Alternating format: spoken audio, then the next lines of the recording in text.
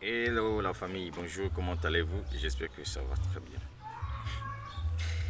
Vous savez, sur cette terre-là, le diable ne va pas, vient pas de loin. Le diable peut être l'un de tes proches qui te menace de tout. Tu comprends ce que je veux dire par là? Il faut que tu sois fort. Il faut beaucoup prier. Vous savez, même dans le monde des business en ligne, là, et pourtant, c'est un business en ligne où tout le monde peut venir réussir là-dedans, où tout le monde peut venir développer son business. Et il y a toujours des gens qui vont chercher à vous mettre les bâtons dans les roues. Et tout ce que je pourrais vous dire, c'est que concentrez-vous sur vos objectifs. Développez vos affaires tranquillement, tranquille. Peu importe ce que les gens vont dire de vous, ne vous occupez pas de ces personnes. Vous savez, quand une technologie arrive, les gens sont surpris. Les gens pensent que c'est de l'arnaque, les gens pensent que c'est du pyramidal, les gens pensent que c'est de l'escroquerie, alors que c'est une technologie. Quand Internet était arrivé pour la toute première fois, même les pasteurs des églises disaient aux gens, n'allez pas sur Facebook, c'est démoniaque, c'est satanique. Mais aujourd'hui, ce sont les mêmes pasteurs qui font des prédications en ligne. C'est parce qu'ils ont fini par comprendre que l'Internet c'était une révolution. C'est comme la blockchain. La blockchain aujourd'hui évolue dans tous les secteurs. Ce n'est pas seulement dans le secteur de la crypto-monnaie, même dans le secteur de la médecine. La blockchain y est. Oui. Donc aujourd'hui, la crypto-monnaie, pour moi, je peux dire que c'est une monnaie qui est venue faire sortir les gens de la pauvreté. Je dis toutes les personnes, en tenant compte de leur situation sociale. Tu sois député, tu sois ministre, tu sois étudiant, tu sois sans diplômé, tu sois vendeuse au marché, tu sois vendeur je ne sais pas de quoi, tu sois taximan, tu sois chauffeur de bus. Si tu te décides de te lancer dans la crypto-monnaie, tu dois réussir. Certes, c'est un secteur qui est un peu risqué, oui, mais tout business est un risque. Je dis bien tout business est un risque. Aujourd'hui, tu peux te lancer dans l'élevage, tu as acheté des poussins, tu as élevé tes poussins, c'est devenu des poules. Mais un jour, la mère nature peut commettre un acte que tu ne pourras jamais récupérer. Par exemple, un tremblement de terre au niveau de Haïti. Vous voyez, tu peux perdre toutes tes poules. Et toutes tes poules. Quoi encore je peux prendre comme un exemple? Il peut y avoir des pluies. Les pluies peuvent venir ravager tout. Par exemple, des gens qui se lancent dans l'agriculture. Dans l'agriculture, aujourd'hui, tu as fait pousser je ne sais pas si ce sont tes tomates, je ne sais pas, c'est des choux quoi. Mais à un certain moment, parfois, la nature peut décider qu'il y a des criquets qui viendront bouffer tout. Et tu perds toute la récolte, y compris les pertes d'argent, etc. Et tout. Donc, tout c'est un risque. Maintenant, c'est à nous de savoir comment minimiser ce risque.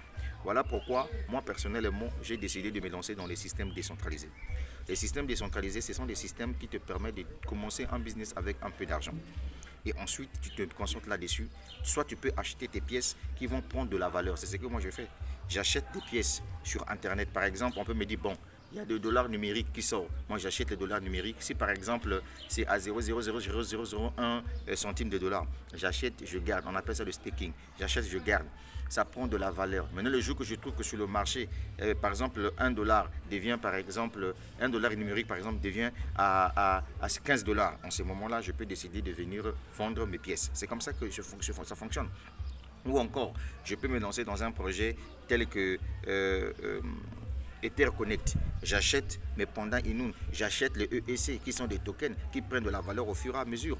Je peux par exemple me lancer dans Saphir International. J'achète mes hubs. Ce sont des machines qui minent la crypto-monnaie qui s'appelle Zenith Coin. Voilà, c'est ce que je fais d'ailleurs. Donc j'achète mes machines, voyez-vous, en fonction de ce que moi j'ai comme argent. Et ces machines-là crypte la crypto-monnaie pour moi, puisque vous savez que disons, le bitcoin, ce sont des machines qui créent des bitcoins. Et donc pour aujourd'hui, j'ai trouvé pour la toute première fois une opportunité d'affaires qui s'appelle Zenith Coin, qui Saphir, qui me permet de miner la crypto-monnaie Zenith Coin. Voilà, donc j'achète mes hubs. Ok, en fonction de mon argent, j'achète plusieurs hubs qui me minent la crypto-monnaie Zenith. Et donc, par jour, j'ai des pièces de Zenith qui sont minées. Maintenant, si j'ai besoin de récupérer ça, il n'y a pas de problème. Je télécharge l'application portefeuille MetaMask et ensuite je prends les Zenith Coins de mon compte Saphir, je balance ça directement dans mon compte MetaMask et de mon compte MetaMask, je ramène ça sur Uniswap. Uniswap, c'est une plateforme d'échange décentralisée qui prend en compte l'Ethereum. Et donc de là, je peux swapper et je vends. C'est comme si je convertis on appelle ça, mes uniques coins en Ethereum et je récupère les Ethereum. Et en ce moment, dès que j'ai des Ethereum, je vends des Ethereum à qui de droit? C'est-à-dire c'est ceux qui achètent la crypto-monnaie parce que la crypto-monnaie, c'est une monnaie qu'on peut faire tout avec. On peut même épouser une femme avec la crypto-monnaie, on peut construire des maisons avec la crypto-monnaie, on peut payer des salariés avec la crypto-monnaie, on peut payer un billet d'avion avec la crypto-monnaie, on peut tout faire avec la crypto-monnaie. Seuls les ignorants qui n'aiment pas se former, qui vont trouver que c'est compliqué. Voilà pourquoi vous allez voir que sur mon mur Facebook, tout comme sur ma chaîne YouTube, il y a plein de vidéos qui expliquent la crypto-monnaie. C'est pour permettre à ce que le commun de mortels qui n'avait pas la connaissance sur ce domaine-là puisse se former. Parce que la technologie, elle n'attend pas. C'est là où vous voyez certaines personnes, quand vous êtes même dans un même business que la personne, chez vous ça marche, mais lui, chez lui ça ne marche pas. Et donc il finit par vous dire, oh non, le gars que vous voyez là, c'est un escroc. Pourquoi? Parce que lui n'a pas compris. Vous savez, aujourd'hui, grâce à Internet, tout le monde peut devenir son propre patron.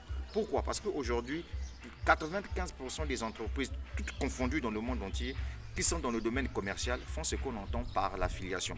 L'affiliation, c'est quoi? C'est que toi, tu ne détiens pas un produit, mais l'entreprise détient le produit. Toi, tu trouves juste un client que tu dois recommander le produit de la société. Et le client vient faire l'achat. Dès que le client achète le produit, toi, tu es rémunéré. C'est ce que je fais sur Internet, les gars. C'est ce que je fais dans tous les business, même que ce soit dans les business centralisés, là où j'étais à l'époque. Vous voyez, c'est ce que je faisais. Et là, dans le business décentralisé, c'est la même chose. Avec Saphir, je vends des machines par recommandation. Donc, quelqu'un qui passe par mon lien pour s'inscrire et acheter ses hubs de minage pour miner sa propre crypto-monnaie Zenic Coin, l'entreprise me rémunère parce que j'ai ramené un client. Et maintenant, en fonction de l'ensemble des chiffres d'affaires que je réalise dans ma base de données clientèle parce que je suis un commercial, j'allais dire, en freelance. Vous voyez? Donc, ça veut dire que l'entreprise me rémunère de la première génération jusqu'à la 15e génération. C'est-à-dire que les clients invités par mes clients, invités par les clients pour acheter, voyez-vous, leur hub afin de miner leur crypto-monnaie et je suis rémunéré pour ça. Et quand j'ai un montant important des ventes réalisées, en ce moment-là, l'entreprise me dit, tu es un bon commercial, je t'insère dans mon plan de carrière. Et en ce moment-là, en fonction du grade là où tu es venu te retrouver, tu auras d'abord une prime qu'on va te donner et ensuite l'entreprise te dira que tu seras payé pendant une période de 6 mois. Ça, c'est que nous, entreprises, on décide de le faire parce que tu étais sélectionné parmi les meilleurs commerciaux. Est-ce que vous voyez? C'est comme ça que ça fonctionne. Maintenant, beaucoup de gens ne voient pas tout ça, ils ne comprennent rien, ils pensent que c'est de la magie. Non, mon gars, tu dois apprendre à te former. Tu dois apprendre à te former. Tu es un intellectuel, tu es intelligent. Tu dois apprendre à te former. L'intelligence, là, c'est pas seulement avoir des diplômes de professorat, de doctorat, et puis tu es assis dans ton fauteuil comme un idiot en train de voir une révolution venir en face de toi. Non, c'est arnaque, c'est Ponzi, c'est pyramidal. Je suis désolé. Zenic que tu vois là, Saphir là, c'est une entreprise avec sa propre blockchain. Le but de Zenic, c'est de mettre mettre en place sa propre plateforme d'exchange où toutes les entreprises qui doivent mettre en place leurs tokens puissent venir utiliser cette plateforme. Maintenant, tous ceux qui ont acheté les hubs, puisque les hubs en question, ce n'est pas éternel, hein, au fur et à mesure que les gens achètent les hubs, ça finit. Donc il y aura un certain moment, vous allez apprendre qu'il n'y a plus de hub. Donc tant pis pour ceux qui ne veulent pas se lancer dans Saphir. Voilà. Il ne faut pas dire que non, moi je vais d'abord attendre que l'entreprise puisse faire 2 ans, 3 ans, 4 ans pour venir acheter des hubs. Je suis désolé. Voilà.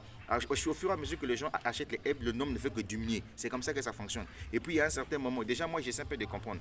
Quand l'entreprise doit mettre en place sa propre blockchain, que je dis, sa propre plateforme d'échange, ça veut tout simplement dire que là, au moins, on ira vers la fin des hubs. Ça veut dire que tous ceux qui ont acheté des hubs, ce sont des heureux gagnants. Pourquoi? Parce que quand les gens viendront utiliser la plateforme, c'est comme sur Binance, non?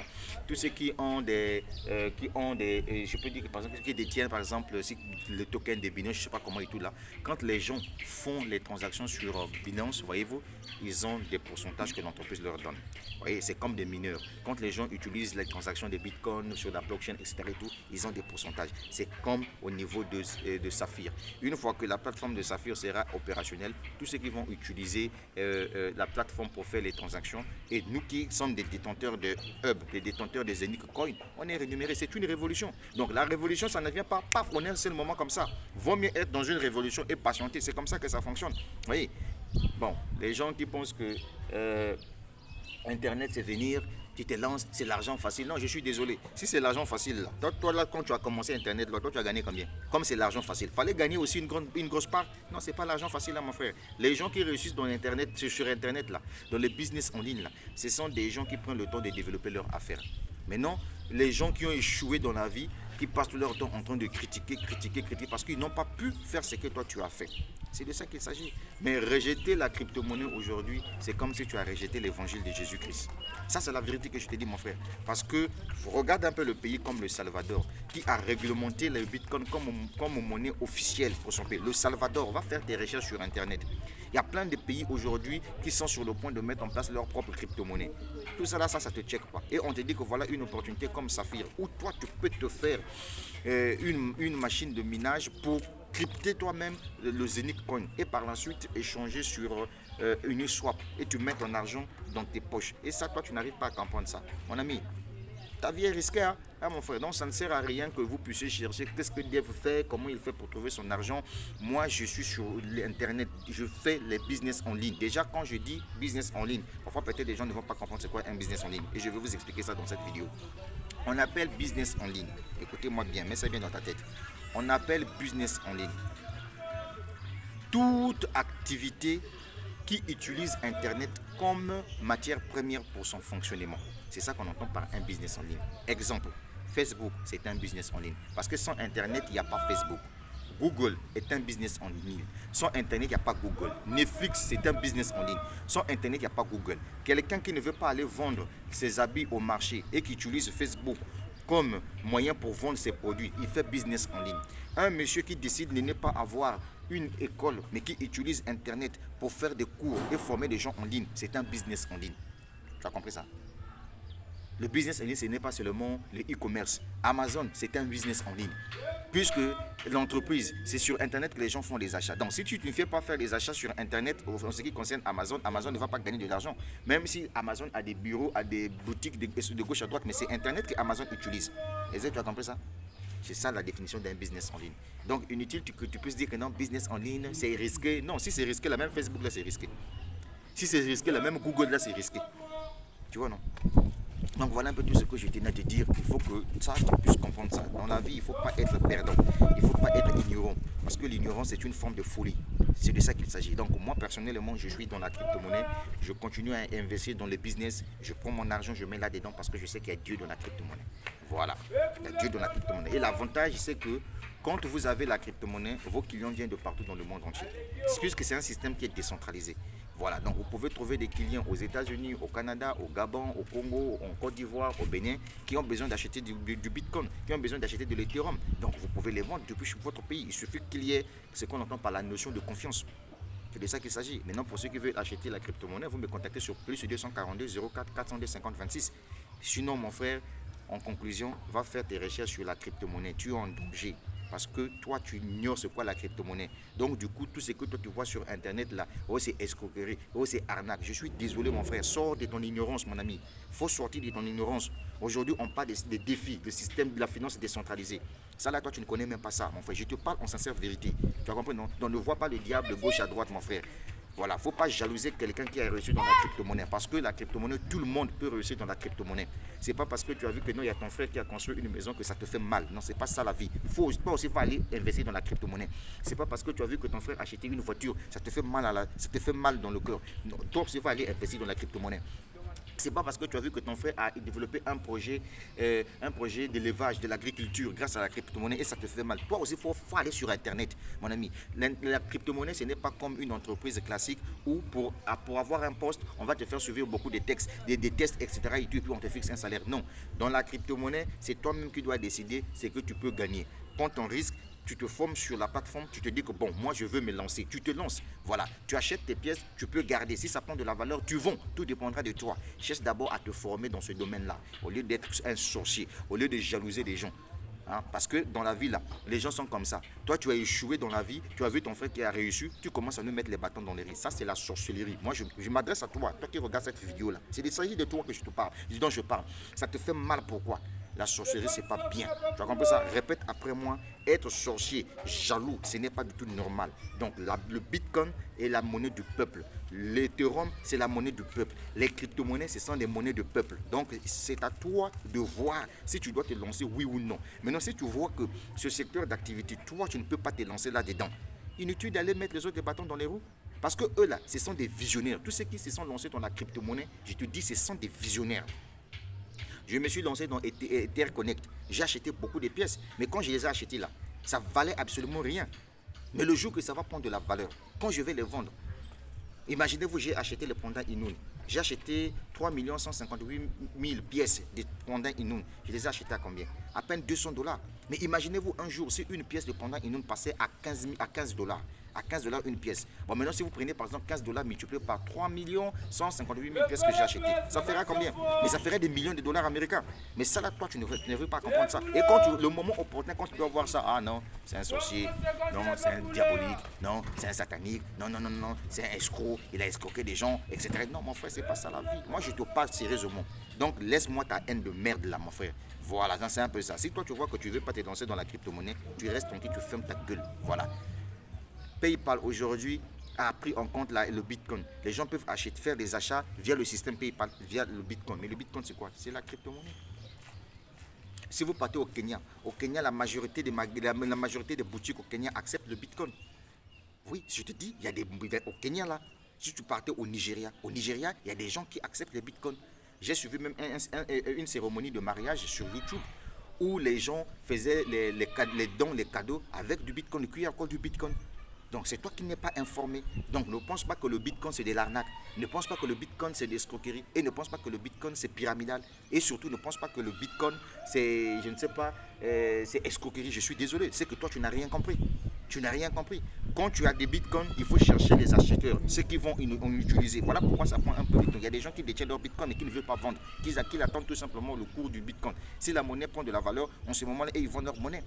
Leur bitcoin, c'est comme ça que ça fonctionne. C'est ça que je fais comme business. Ça, c'est la vérité que je te dis. Il ne faut pas aller chercher matin, midi, soir. Il ne faut pas voir que non, Dave est dans les portefeuilles magiques. Non, il est dans les circuits, je ne sais pas de quoi. Non, je fais de la crypto-monnaie. J'achète les bitcoins. Tout ce que je fais se trouve sur ma chaîne YouTube. Tout business que je fais se trouve sur ma chaîne YouTube. Certes, il y a des moments où je perds aussi de l'argent parce que investir sur Internet, c'est un risque. Voilà, il n'y a pas de moments de gaieté. Il y a aussi des moments noirs, des jeudis noirs. Et récemment, là, je viens de perdre 13 millions de francs CFA dans Osure. Vous voyez, donc c'est des moments noirs où parfois tu peux tenter d'investir, mais ça ne marche pas. J'ai perdu de l'argent dans vos yeux. Tu as compris ça, non? Voilà. Mais est-ce que ça va m'empêcher d'investir? Je suis désolé. PetronPay a fermé. J'ai perdu 5 700 $ qui sont bloqués là-dedans. Mon capital. Est-ce que ça m'a permis de fonctionner? Non. Tu vois, c'est pour vous dire tout simplement que si tu n'as pas un esprit de gladiateur, ça ne sert à rien que tu puisses venir te lancer dans un business en ligne. S'il te plaît de grâce, ça c'est un conseil que je te donne. Voilà. Et puis, en conclusion, il ne faut pas que tu puisses jalouser les gens qui ont réussi dans les business en ligne. Pardon, de grâce. Parce que si tu fais ça, c'est que tu es le cousin du diable. Parce que tout le monde peut y investir sur Internet. Voilà tout ce que je tenais à te dire. C'était le leader Dave depuis le Congo-Brazzaville. La suite au prochain numéro. Mais ça va aller.